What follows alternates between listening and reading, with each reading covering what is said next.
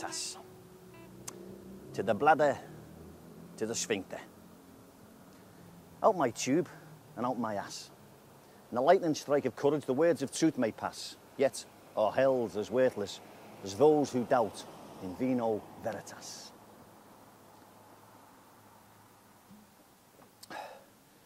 Poetry.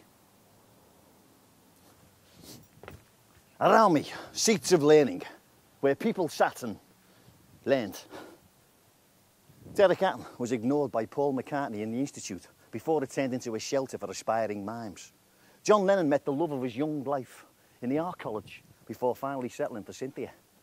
Edwina Curry, poor, unloved, emotionally disfigured Edwina, took her O-level in callous self-righteousness at Blackburn House. Yet, these are only a few of the many that honed their minds in this confluence of art and academia. The learned and the lunatic, the one indistinguishable from the other. The beautiful bohemians bumped along with the barnably brilliant, and marble-minded mathematicians met madness in the miasma of this magical melange. Alliteration, a bane or a boon to the imagination. Yet, how would a poet know it?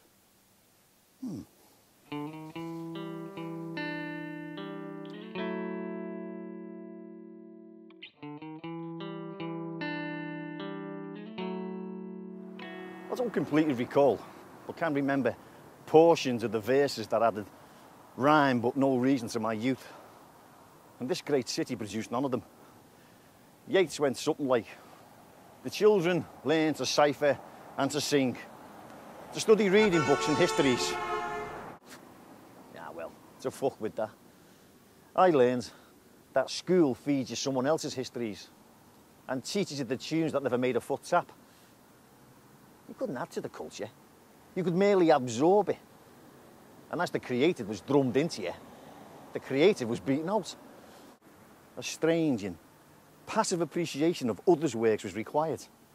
Or else, you would never fucking learn.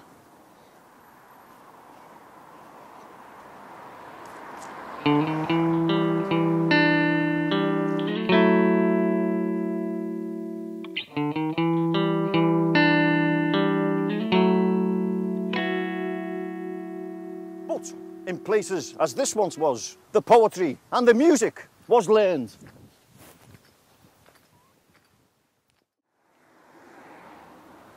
The art was appreciated and altered appreciably. And the barely human function of pursuing a career in politics was considered a noble aspiration. But it was the music and the poetry that was given the charge of new life, from the damp flats to the grim bedsits. The pubs, both small and grand.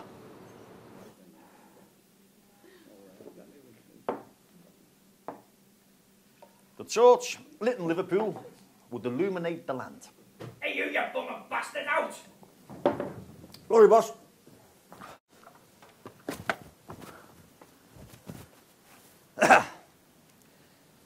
And the straight-laced British culture, so aloof, so stern of face, became the home of every man and held the world in its embrace.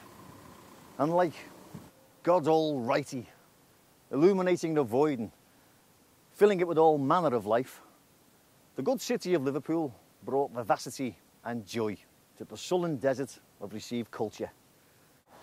The avant-garde, the atonal, the modernists had become subsumed into the rigid cultural stricture of acceptable experiment, challenging everything but changing nothing. Well paid for their efforts at a new enlightenment, they bought islands in the sun and retired to fuck their days away, moistened only by the tears of regret for their emptied souls. And the jangle of strings and the free-hearted beat lifted the spirits of all those that heard. The firework rhythms that burned on this street brought a sweet, joyous noise to the world. It awakened the most cozily dormant of minds and gave grounded ideas new wing. letting artists know that one day they would find that their smallest of birds can sing.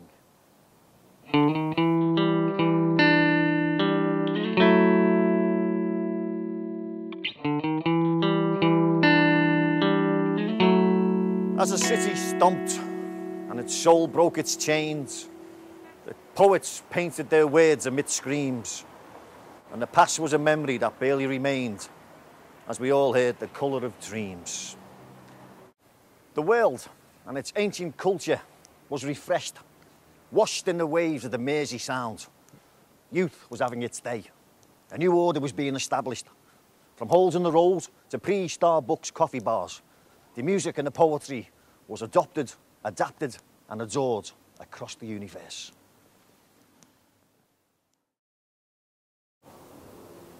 And all the lonely people felt less alone. Well, some did, others died. But not before they heard from the Liverpool scene. Tonight at noon they spent summer with Monica before drowning in the River Arse. Arthur gave life to metal and stone. And the Merseyside Medicis offered some of their pools and mail-order profits to encourage this riotous renaissance. Comedy rubbed along with the sound in the sight. Wit, another commodity, was packaged for export from the singing city. How we missed Tarbuck.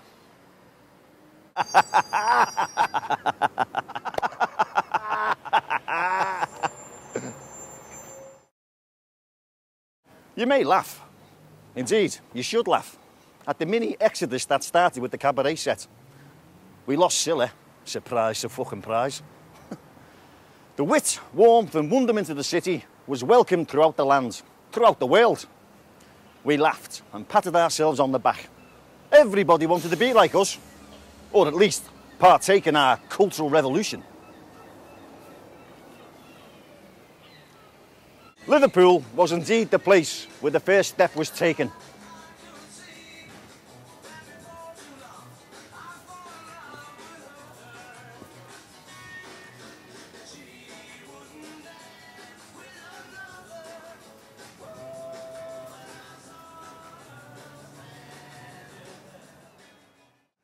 But the march seemed to be heading in one direction.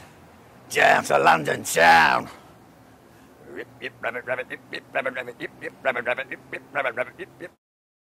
Heading south. But that wasn't the direction that this artistic uprising was supposed to go. Everyone was supposed to come to us. Even the ships that came here were stopping at Tilbury and giving us a wide berth. Ships were getting built in Japan instead of Leeds. The Fabs were bopping at the Budokan, while shipyard workers were shuffling to the Dole on Merseyside. This was fucked up. Well fucked up. The fire was down to its embers in no time. Something had gone wrong.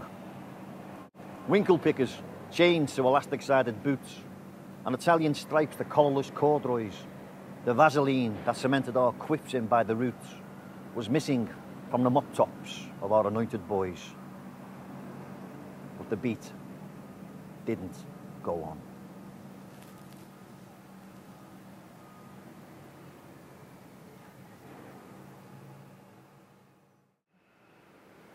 The stomp that beat the shite out of every twist and jive, that shook the walls that streamed with piss and sweat, was the convulsions of a city that only found out it was alive half an hour before it read of its own death.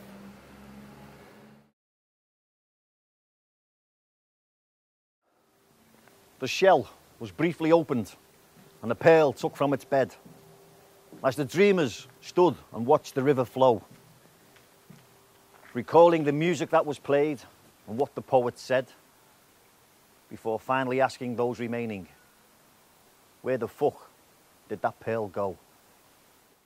The silence was unbroken. And that's the old problem with being fucking popular. Everyone wants you. There can be no integrity in art when it becomes mainstream. Once the cash is flashed, every principle is up for sale. The purchase of islands continues, and the Eric Blair-like detachment from the original audience is commonplace amongst our most famous artists, musicians, poets, and Big Brother winners. John Lennon died in exile. Derek Hatton develops property on a Greek island. And Paul McCartney bestows beneficence from a distance. And Edwina Currie, well, who gives a fuck about Edwina Currie? So, we glittered for a while. Probably will do again. But I won't be part of any new wave. I keep my principles intact. But if I was to be offered